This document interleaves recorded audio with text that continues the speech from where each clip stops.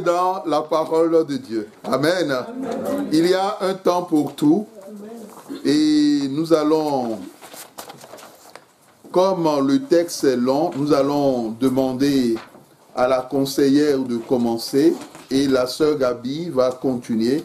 Nous allons prendre nos Bibles dans le livre de 2 Rois chapitre 6. 2 Rois chapitre 6. La conseillère lira les versets.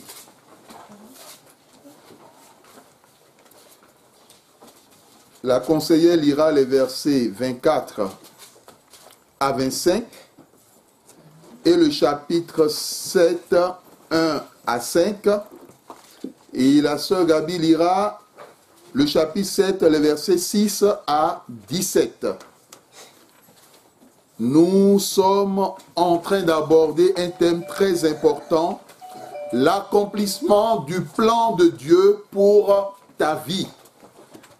L'accomplissement du plan de Dieu pour ta vie. On abordera une partie ici, parce que c'est un thème qui est axé sur 3 grands textes et 3 grands personnages. Nous aborderons le personnage d'Élisée ici. Et le 31, nous aborderons les 2 autres personnages, à savoir Saül et toujours le prophète Élisée dans un autre cadre. Donc, le thème principal, c'est l'accomplissement du plan de Dieu pour ta vie. Nous allons écouter le texte de 2 Rois chapitre 6, les versets 24 au verset 25 et 7.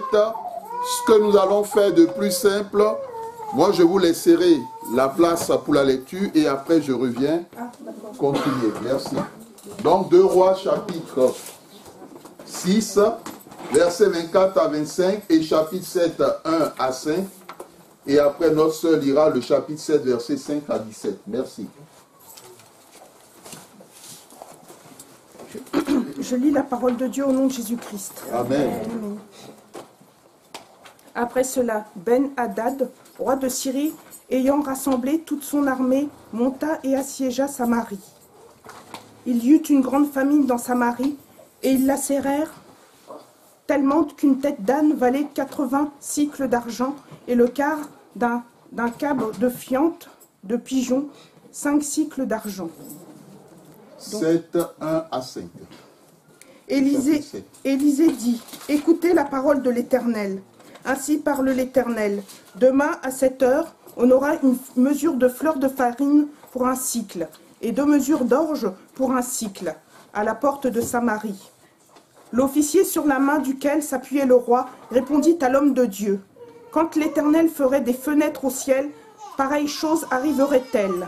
Et Élisée dit, tu le verras de tes yeux, mais tu n'en mangeras point. Il y avait à l'entrée de la porte 4 lépreux qui se dirent l'un à l'autre. Quoi? Resterons-nous ici jusqu'à ce que nous mourions? Si nous songeons à entrer dans la ville, la famine est dans la ville, et nous y mourrons. Et si nous restons ici, nous mourrons également. Allons nous jeter dans le camp des Syriens. S'ils nous laissent vivre, nous vivrons, et s'ils nous font mourir, nous mourrons. Ils partirent donc au crépuscule pour se rendre au camp des Syriens, et lorsqu'ils furent arrivés à l'entrée du camp des Syriens, voici, il n'y avait personne. Amen. Amen.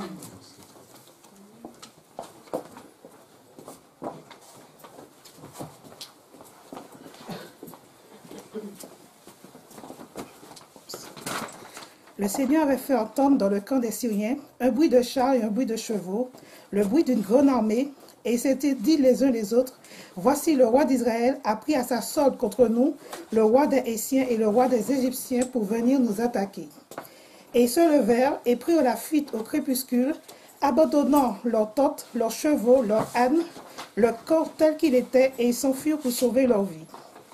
Les lépreux étaient arrivés à l'entrée du camp, pénétrèrent dans une tente, mangèrent et burent, et emportèrent de l'argent, de l'or, des vêtements qu'ils allèrent cacher. Ils revinrent, pénétrèrent dans une autre tente, et en emportèrent des objets qu'ils allèrent cacher.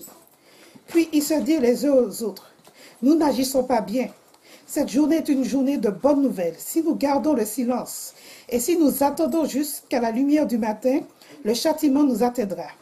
Venez maintenant, et allons informer la maison du roi. » Ils partirent et ils appelèrent les gardes de la porte de la ville, auxquels ils firent ce rapport. « Nous sommes entrés dans le camp des Syriens, et voici, il n'y a personne. On n'y entend aucune voix d'homme, et il n'y a que des chevaux attachés et des ânes attachés, et les tentes étaient comme elles étaient. » Les gardes de la porte crièrent, et ils transmirent ce rapport à l'intérieur de la maison du roi. Le roi se leva de nuit, et dit à ses serviteurs, « Je vais vous communiquer ce que nous font les Syriens. » Comme ils savent que nous sommes affamés, ils ont quitté le camp pour se cacher dans les champs, et ils se sont dit, « Quand ils sortiront de la ville, nous les saisirons vivants et nous entrerons dans la ville. » L'un des serviteurs du roi répondit, « Que l'on prenne 5 des chevaux qui restent encore dans la ville. Ils sont comme toute la multitude d'Israël qui y est restée. Ils sont comme toute la multitude d'Israël qui dépérit. Et envoyons voir ce qui se passe. » On prit 2 chars avec les chevaux, et le roi envoya des messagers sur les traces de l'armée des Syriens, en disant, « Allez et voyez. » Ils allèrent après eux jusqu'au Jourdain, et voici toute la route était pleine de vêtements et d'objets que les Syriens avaient jetés dans leur précipitation. Les messagers revinrent et le rapportèrent au roi. Le peuple sortit et pilla le camp des Syriens, et l'on eut une mesure de fleurs de farine pour 1 cycle, 2 mesures d'orge pour 1 cycle, selon la parole de l'Éternel. Le roi avait remis la garde de la porte à l'officier sur la main duquel il s'appuyait, mais cet officier fut écrasé à la porte par le peuple et il mourut, selon la parole qu'avait prononcée l'homme de Dieu quand le roi était descendu vers lui.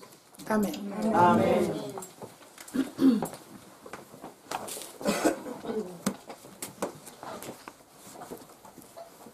Amen. Amen. Bien-aimé, l'accomplissement du plan de Dieu pour ta vie. Lorsque Dieu nous permet d'aborder ce thème, il veut tout simplement te dire qu'il n'est pas un Dieu de hasard. Il n'est pas un Dieu qui fait les choses comme il veut. Mais il est un Dieu qui agit toujours conformément à un plan. Quand nous prenons les Écritures depuis le jardin, nous voyons que Dieu fait toutes choses d'après un plan. Et lorsqu'il invite Noé à construire l'arche, il donne des dimensions bien précises à Noé. Quand il demande à Moïse de construire le tabernacle, les dimensions, le contenant, le contenu, tout y est. Parler de l'accomplissement de Dieu ou du plan de Dieu pour ta vie, c'est aborder les thèmes accomplissement, plan et vie. Quand l'on prend les verbes grecs, l'accomplissement, c'est le fait d'équiper totalement une personne, de rendre la personne complète. C'est le fait d'achever. La forme intensive signifie accomplir parfaitement ou réaliser parfaitement. Mon frère, ma soeur, lorsque Dieu a un plan pour ta vie, la première des choses, il t'équipera. Amen. Amen. Ne dis pas que tu es un enfant de Dieu et que tu négligeras tes études lorsque tu es un enfant. Parce que si Dieu veut te lever ou Dieu veut réaliser quelque chose dans ta vie, c'est en fonction de tout ce dont il t'a équipé. Soit à partir de ton diplôme, Lorsque même tu demandes un boulot, quand tu demanderas, tu déposeras ton CV, j'espère et je pense que sur le CV, on ne verra pas seulement le mot curriculum vitae et toute la page est vierge. Les gens se poseront des questions. Ainsi, nous les parents, nous avons le devoir de faire comprendre à nos enfants que leur avenir dépend aussi de tout ce que ils ou elles reçoivent à l'école. Donc, les enfants doivent prendre soin d'écouter, doivent prendre soin d'être attentifs, doivent prendre soin de réviser leurs leçons, d'apprendre leurs leçons.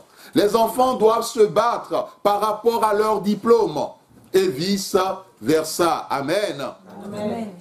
L'équipement, Dieu équipe, ensuite Dieu rend complet.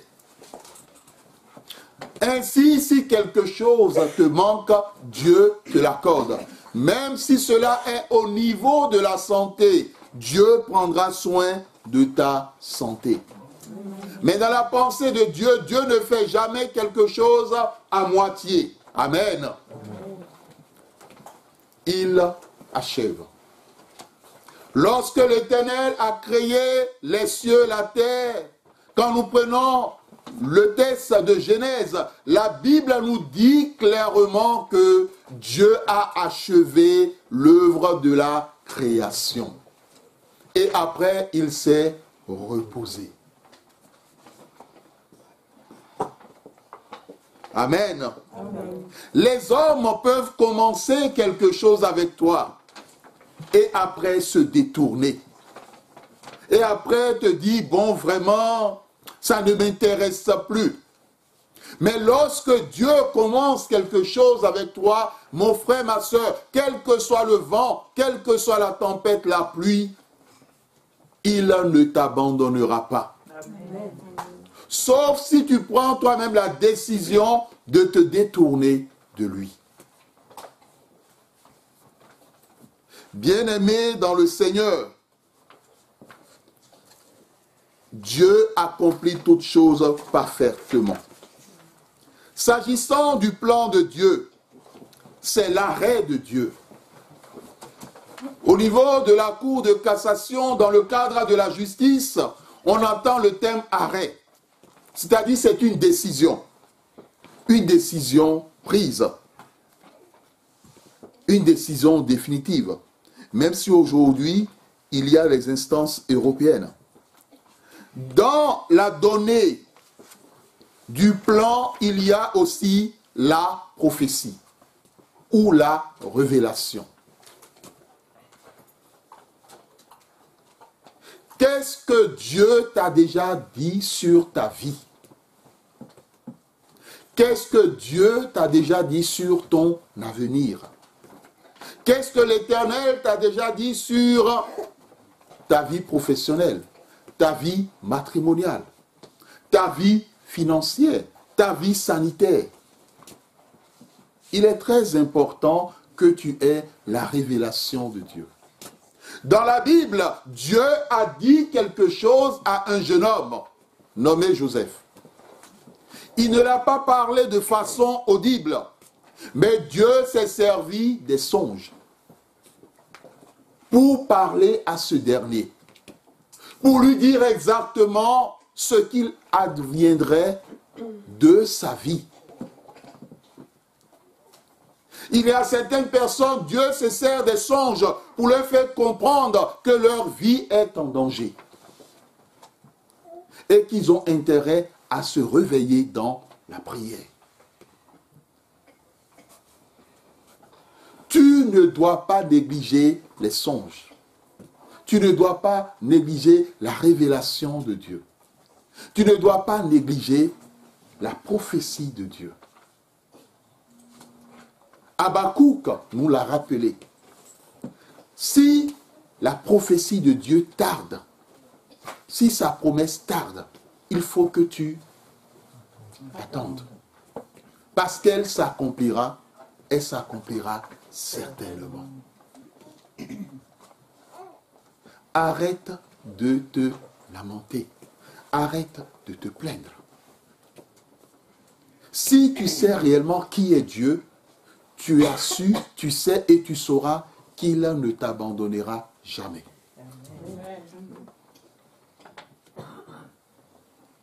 S'agissant de la vie, c'est l'existence. La vie est ce qui suit l'origine. Chacun de nous, nous avons une origine physique, mais nous avons aussi une origine spirituelle. Quelle est ton origine physique? Tout le monde le dira. Ah, moi je me rappelle de ce thème-là. On utilise le thème Ngo. Amen.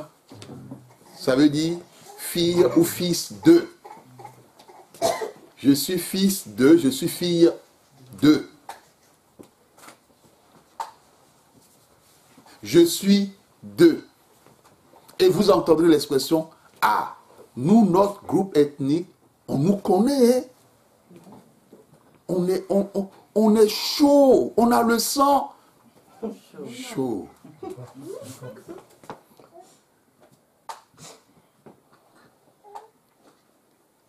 Bien-aimés dans le Seigneur, il y a une origine physique, mais aussi une origine spirituelle. Quelle est ton origine spirituelle?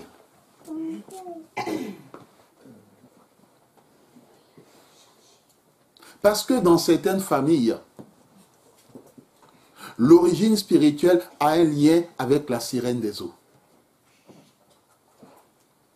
D'autres, l'origine spirituelle a un lien avec les mages, qui sont indirectement des sorciers.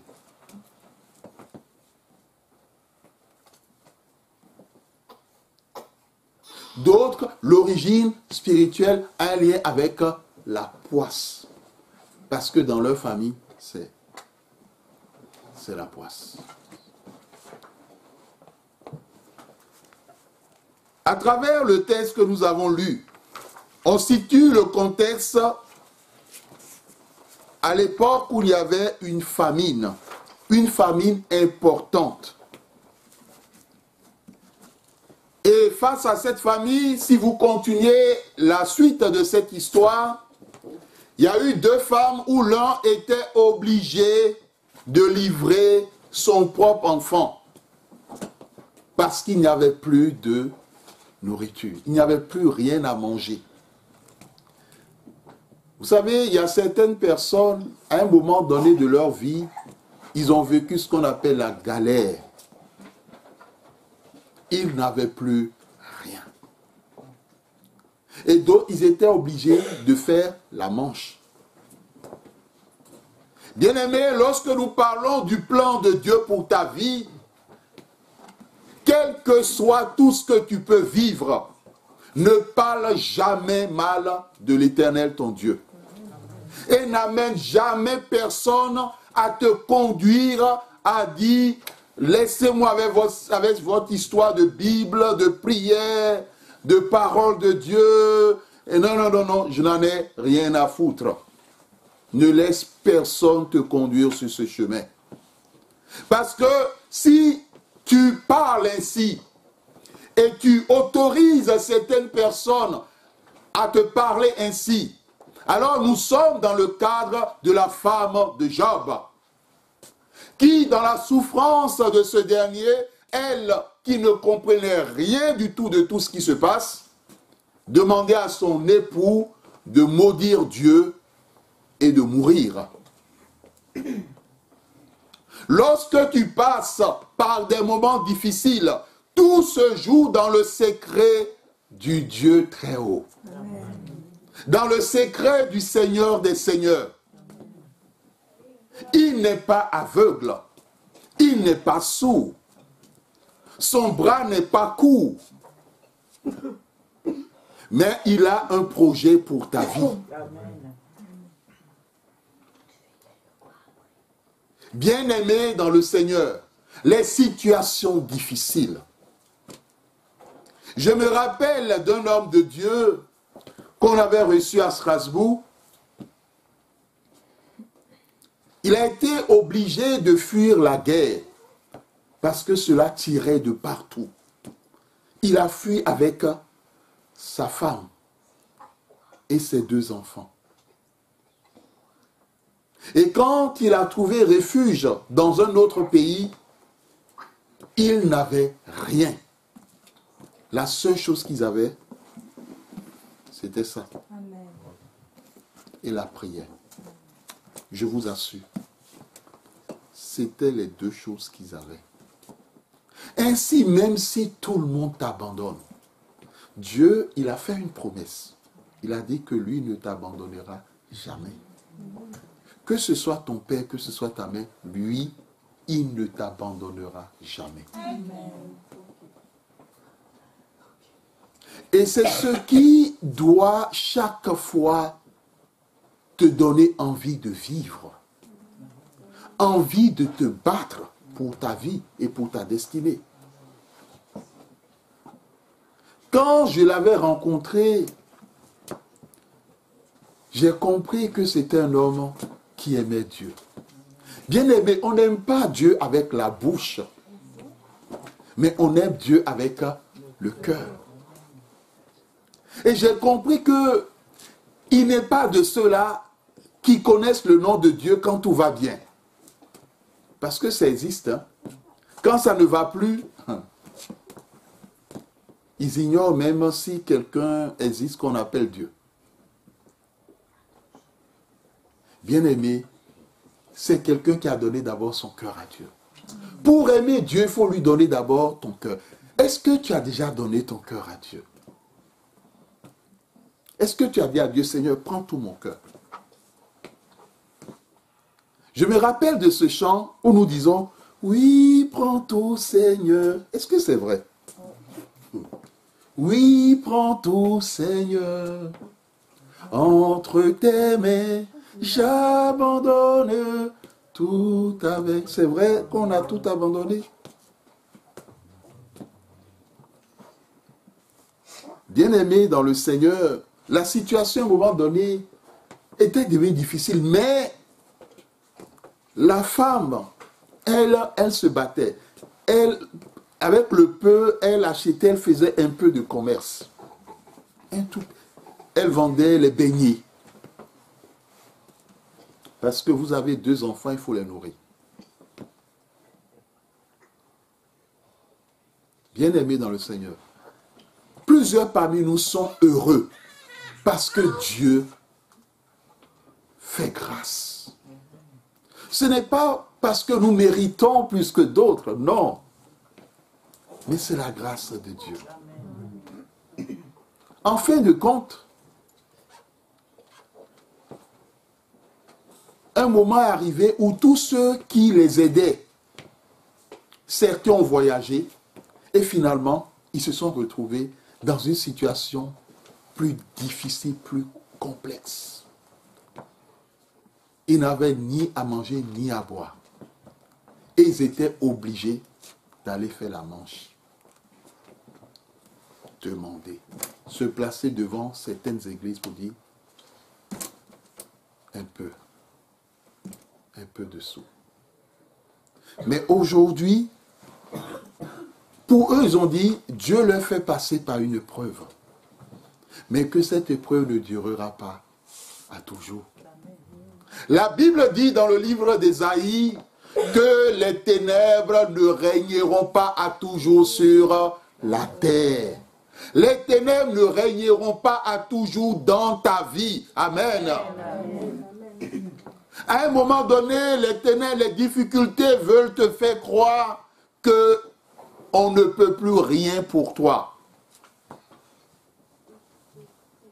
Mais Dieu te rappelle dans le psaume que le malheur atteint souvent le juste. Mais lui, l'Éternel, l'en délivre toujours. Et cela est la bonne nouvelle que Dieu t'apporte. Amen. Bien-aimé dans le Seigneur, je bénis l'Éternel aujourd'hui parce que ce ministre, si vous allez sur Internet, vous tapez Centre chrétien de la restauration. Tapez dans Google. Aujourd'hui, il a une très grande église. Parce que Dieu Dieu l'a élevé. Dieu l'a élevé. Dieu a béni ses enfants. Ses enfants sont des enfants de prière. Sa femme est une femme de prière. Et aujourd'hui, c'est dans une maison à étage qu'ils vivent. Et qu'il leur appartient quelque chose que Dieu leur a donné gratuitement. Dans ce texte, s'agissant des phases de l'accomplissement du plan de Dieu dans ta vie, nous avons 8 phases. Et c'est sur ces phases que nous allons aborder et finir ce message. La première chose, Dieu veut te dire qu'il est présent et qu'il agit dans ta vie, même dans les moments de souffrance et dans les moments de difficulté. Ça, il ne faut jamais l'oublier. Dans les moments de souffrance, de difficulté, Dieu est présent. Dieu est présent. Il n'est pas simplement présent, mais il agit. On l'a entendu, le silence de Dieu n'est pas son absence, ni son inaction. Dieu est présent. Dieu ne laisse jamais le juste dans le malheur et la souffrance à toujours.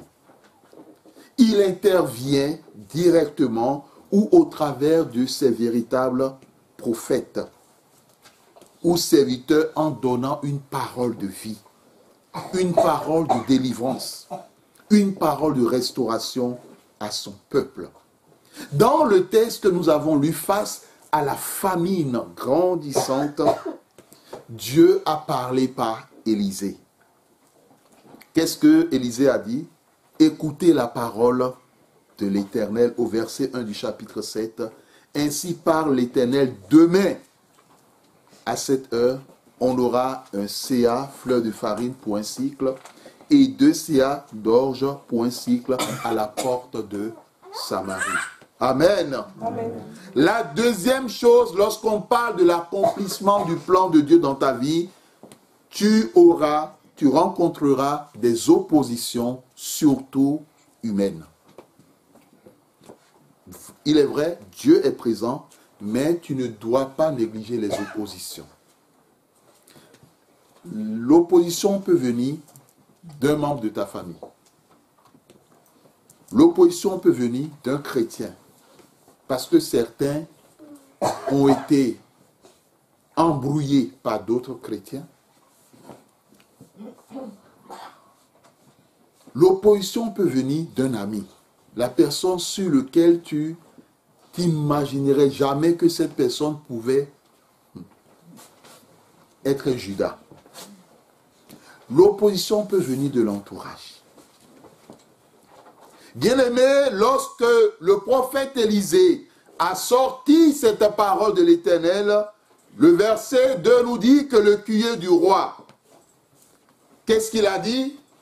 Même si l'Éternel faisait des fenêtres au ciel, lui, il ne savait pas ce qu'il disait. Parce qu'il y a des fenêtres au ciel, mais lui ne les voyait pas. Même si l'Éternel faisait des fenêtres au ciel, cette chose arriverait-elle? Bien-aimés dans le Seigneur, vous aurez des personnes pareilles qui vont vous décourager. Ils ne vous donneront pas des paroles pour vous dire, mon frère, ma soeur, ne baisse pas les bras. Mais pour vous dire, bon, vraiment, avec le temps. Et le premier, c'est le diable qui agit au niveau des pensées. Si à un moment donné, tu constates que dans ta vie, au niveau de la pensée, il y a une forte activité spirituelle, des pensées défaitistes, des pensées de découragement, des pensées qui ne te permettent pas d'avancer, demande au Seigneur Jésus-Christ de détruire les fondations et les fondements de ces pensées, afin que Dieu te donne la pensée du Saint-Esprit. Amen. Amen. Cela est nécessaire. Mon frère, ma soeur, même si Dieu te communique sa révélation, directement ou indirectement, il y aura toujours des personnes, hommes, femmes ou enfants, qui s'opposeront à la parole de victoire. Il peut même avoir un ministre, je dirais un faux ministre, mais il te revient à toi, qui a reçu la parole, qui a reçu la révélation, de faire confiance à Dieu. Parce que la Bible dit que Dieu est toujours derrière sa parole. Amen. Amen. Qu'est-ce que ça signifie être derrière sa parole? Amen. Donc, quand la parole bouge, Dieu est où? Il bouge aussi la parole. Amen. Il est derrière sa parole. Quand vous dites quelqu'un est derrière vous, la personne est derrière vous. Hein? Amen. Donc, Dieu est toujours derrière sa parole pour l'accomplir, pour l'exécuter. Troisième chose, Dieu veille sur sa parole pour l'accomplir. Et pour accomplir sa parole, Dieu a ses propres stratégies. Amen. Amen. La Bible dit que les pensées de Dieu ne sont pas tes pensées, ni ses voies tes propres voies. Amen. Amen. Lorsque nous avons lu le texte, comment est-ce que Dieu a résolu l'histoire de la famine? Non. L'histoire de la famine. Je vous écoute. Comment est-ce que Dieu a résolu l'histoire de la famine? Il a fait tomber la manne du ciel? Non. Il a demandé à Élisée d'aller acheter du pain dans un pays lointain? Qu'est-ce que Dieu a fait? Bien-aimé, n'oublie pas une chose. Toute chose appartient à Dieu. Amen. Tout ce qui est sur cette terre appartient à Dieu. Amen. Amen. Amen. Même l'argent des riches, même de Bill Gates, ça appartient à Dieu. Tout appartient à Dieu. Tout lui appartient. Amen. Amen. Qu'est-ce que Dieu a fait? Non, non, pas les ministres.